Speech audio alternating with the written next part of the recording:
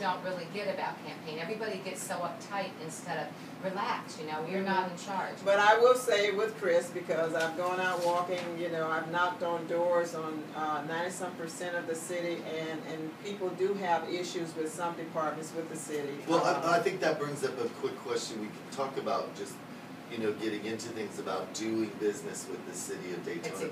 Okay. Whether you're a business or you're a resident.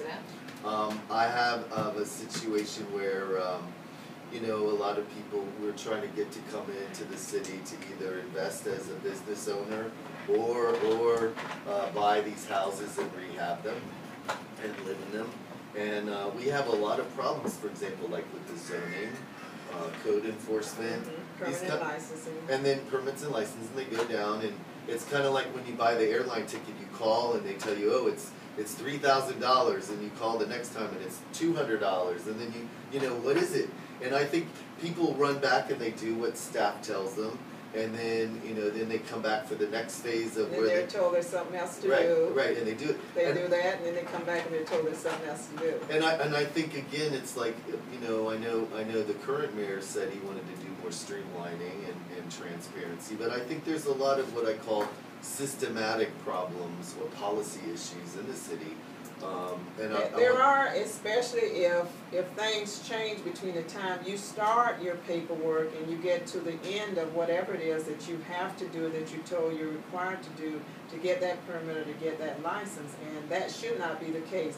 Whatever the rules were when you started the process should be the same rules as you finish the process. Do you think you can make that a priority when you and that's absolutely, I mean, that should be the case, should it not? Exactly. And you know, we say that when it comes to the big guys that are going through the process, you know, that's the way the rules were when they started, so that's how we're holding them accountable. But the little person, as they see it, little person, it should be the same. The rules should be the same for everybody, rich or poor, you know, whatever your religion, your economic status, or your education or anything else. The rules should be the same.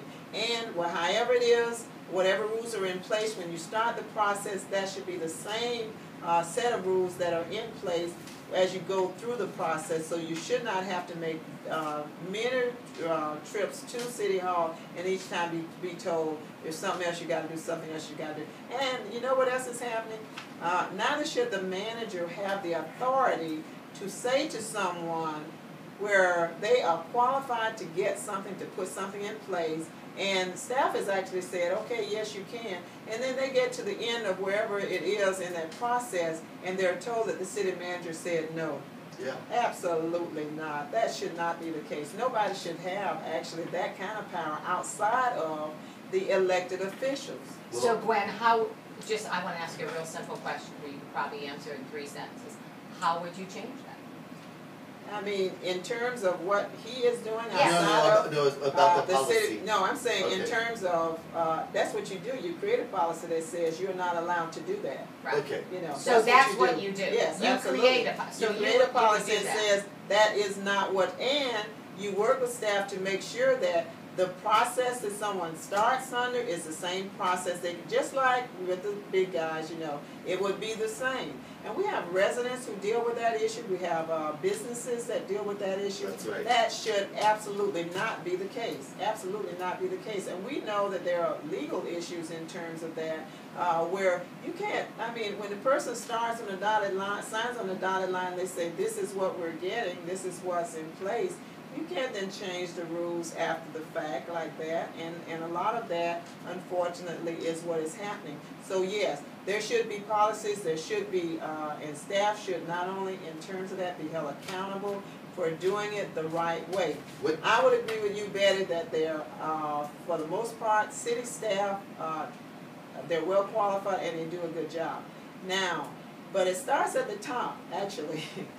Everything in terms of management starts at the top. So whatever that person at the top is doing that that is resulting in staff lack of follow-through, or staff saying, no, you got to do X, Y, Z, or whatever, or if there's even insufficient training for staff, that starts at the top, and the person at the top has to be held accountable to ensure that the training and everything else that is necessary in terms of even the policies and procedures are in place.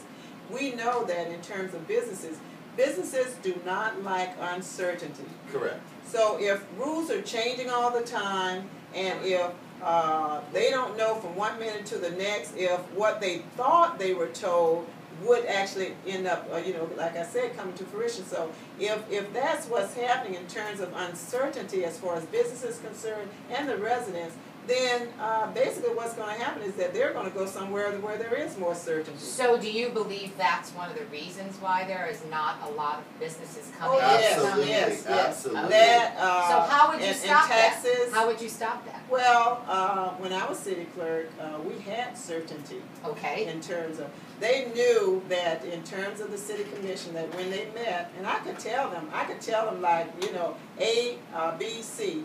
If you got this in place, and this is what you're looking at, yeah, chances are darn good that the commission's going to approve it, because that's what's in place. We had legal that would say, hey, that's something that it meets all the guidelines, etc., it should be approved. And I would say, if you got X, Y, Z, and hey, you don't have everything that's necessary, neither do you have the approval of an agreement of people that live in the area, 9 times out of 10, no, the commission's not going to go along with that. So there were things that you knew that would move forward, and things you knew wouldn't. And it was much easier for them when they went before the commission. Absolutely. And as a result, businesses knew, what went and what didn't go. And it was in line with policies, procedures, and whatever was an established criteria. Yes, it was very clear. And that's the problem now. There is no clarity. Well, and then the other question I want to get into is about where, we're trying to attract new investment in the city with development and redevelopment. And what do you think about the use of plan developments to kind of skirt around the land development code? Well, and staff is the one recommending them to people instead of dealing with the horrible situation. And we know that developers love those, because what they can do is give a basic overall general plan, and they can go in there and they can make some changes along the way.